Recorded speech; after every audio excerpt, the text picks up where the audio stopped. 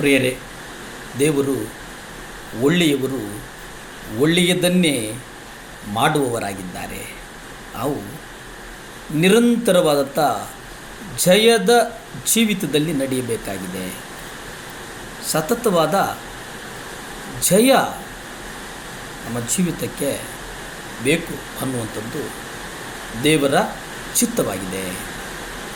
2 ಕೊರಿಂಥ 2ನೇ ಅಧ್ಯಾಯ 14 ನಾವು ನೋಡುವುದಾದರೆ, ಕ್ರಿಸ್ತನಲ್ಲಿ ನಮ್ಮನ್ನು ಯಾವಾಗಲೂ ಜಯೋತ್ಸವದೊಡನೆ ಮರೆಸುತ್ತಾ ಆತನ ವಿಷಯದ ಜ್ಞಾನವೆಂಬ ಸುವಾಸನೆಯನ್ನು ನಮ್ಮ ಮೂಲಕ ಎಲ್ಲ ಸ್ಥಳಗಳಲ್ಲಿ ವ್ಯಾಪನಗೊಳಿಸುತ್ತಾ ಬರುವ ದೇವರಿಗೆ ಸ್ತೋತ್ರ.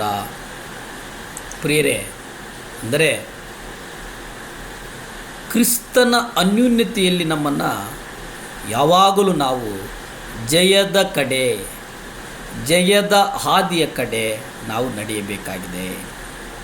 ನಮ್ಮನ್ನು ಪ್ರೀತಿಸಿದ ಆತನ ಮೂಲಕವಾಗಿ ನಾವು ಎಲ್ಲ ವಿಷಯಗಳಲ್ಲಿ ಪೂರ್ಣ ಜಯಶಾಲಿಗಳಾಗಿರಬೇಕು ಅನ್ನುವಂಥದ್ದನ್ನು ನಾವು ಮರೆಯಬಾರದು.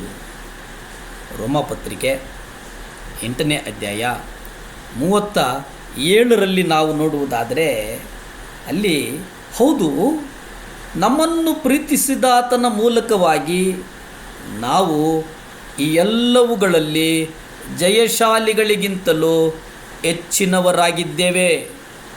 ನಮ್ಮನ್ನು ಯಾರು ಪ್ರೀತಿಸಿದ್ದಾರೆ? ಆ ಪ್ರೀತಿಸಿದಾತನ ಮೂಲಕವಾಗಿ ನಾವು, ನಮ್ಮನ್ನು ಪ್ರೀತಿಸಿರುವುದೊಬ್ಬರು, ಆ ಪ್ರೀತಿಸಿದಾತನು ಯಾರಿದ್ದಾನೆ, ಆತನ ಮೂಲಕವಾಗಿ ನಾವು ಜಯಶಾಲಿಗಳಾಗಿ ನಡಿಬೇಕಾಗಿದೆ. ನಾವು ಜಯಶಾಲಿಗಳಾಗಿ ನಡಿಬೇಕಂತಂದರೆ ನಾವು ಪಾಪ ಮಾಡಬಾರದು. 1 ಯೋಹಾನ 2ನೇ ಅಧ್ಯಾಯ 1 ನಾವು ನೋಡ್ತೇವೆ, ನೀವು ಪಾಪ ಮಾಡದಂತೆ ಈ ಮಾತುಗಳನ್ನು ನಿಮಗೆ ಬರೆಯುತ್ತೇನೆ. ಅಂದರೆ ವಿಶ್ವಾಸಿಗಳು ಜಯದ ಜೀವಿತವನ್ನು ಅರಿಯುವಂಥದ್ದು ಬಹಳ ಮುಖ್ಯ ಅನ್ನುವಂಥದ್ದನ್ನು ನಾವು ಗ್ರಹಿಸಬೇಕಾಗ್ತದೆ ಪ್ರಿಯರೇ.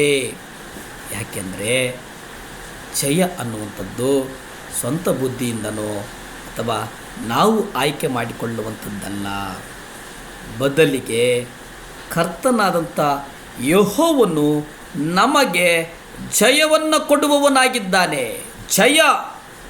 ಆದರೆ ಇಲ್ಲಿ ನಾವು ನೋಡ್ತೇವೆ, ನಾವು ಪಾಪದ ಜೀವಿತ ಏನಿದೆ, ಆ ಪಾಪದ ಜೀವಿತವನ್ನು, ಪಾಪ ತುಂಬಿರುವಂಥ ನಮ್ಮ ಬದುಕನ್ನು ನಾವು ಬಿಟ್ಟು ಬಿಡಬೇಕು.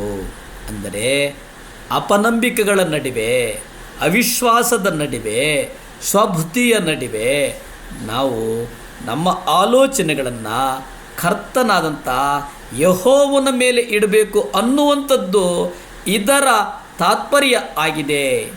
ಯಾವಾಗಲೂ ನಾವು ಜಯದಲ್ಲಿ ಜೀವಿಸಬೇಕೆಂದು ದೇವರು ಬಯಸ್ತಾರೆ. ಅದಕ್ಕೆ ಸತ್ಯವೇದದಲ್ಲಿ ನಾವು ನೋಡ್ತೇವೆ, ಪಾಪದ ಮೇಲೆ ಜಯದ ಜೀವಿತ ಅಸಾಧ್ಯ. ಪಾಪದ ಮೇಲೆ ನಾವು ಜಯದ ಜೀವಿತವನ್ನು, ಜಯವನ್ನು ಸಾಧಿಸುವುದಕ್ಕೆ ಸಾಧ್ಯ ಇಲ್ಲ ಅನ್ನುವುದನ್ನು ನೋಡ್ತೇವೆ. ಕ್ರಿಸ್ತಿಯ ಜೀವಿತದಲ್ಲಿ ಪ್ರತಿಯೊಂದು ಸಂಪೂರ್ಣವಾಗಿ ನಂಬಿಕೆಯ ಮೇಲೆ ಆಧಾರಗೊಂಡಿದೆ.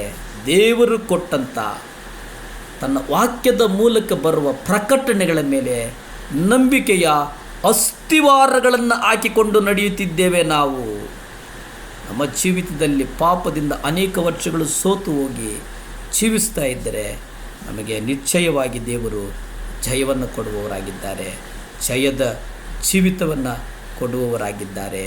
ದೇವರ ವಾಕ್ಯವನ್ನು ಗಮನಿಸಿ, ನೀವು ದೇವರ ವಾಕ್ಯದಲ್ಲಿ ನಡೆಯಿರಿ. ನೀವು ದೇವರ ವಾಕ್ಯದಲ್ಲಿ ನೀವು ಅನ್ಯೋನ್ಯತೆ ಇದ್ದರೆ ಜಯ ನಿಮ್ಮದು. ಪ್ರಾರ್ಥನೆ ಮಾಡಿಕೊಳ್ಳೋಣ. ಭೂಮಿ ಆಕಾಶಗಳನ್ನು ಉಂಟು ಮಾಡಿದಂಥ ಸರ್ವಶಕ್ತನಾದಂಥ ದೇವರ ಸ್ತೋತ್ರಪ್ಪ, ಆಶೀರ್ವದಿಸಪ್ಪ. ದೇವರ ಯಾರ್ಯಾರು 7 ಲ್ಯಾಂಪ್ ಚಾನಲ್ ನೋಡ್ತಾ ಇದ್ದಾರೆ ಸ್ವಾಮಿ, ಆಶೀರ್ವದಿಸು. ಅವರ ಕೈಗಳನ್ನು ಆಶೀರ್ವದಿಸು, ಅವರ ಕುಟುಂಬಗಳನ್ನು ಆಶೀರ್ವದಿಸು, ಅವರ ಮಕ್ಕಳನ್ನು ಆಶೀರ್ವದಿಸು ಸ್ವಾಮಿ. ಸ್ತುತಿ ಘನಮಾನ ಮಹಿಮೆ ನಿಮ್ಮೊಬ್ಬರಿಗೇ ಸಲ್ಲಿ ತಂದೆ. ಆಮೇನ್, ಆಮೇನ್, ಆಮೇನ್. ಹಲ್ಲೆಲೂಯಾ.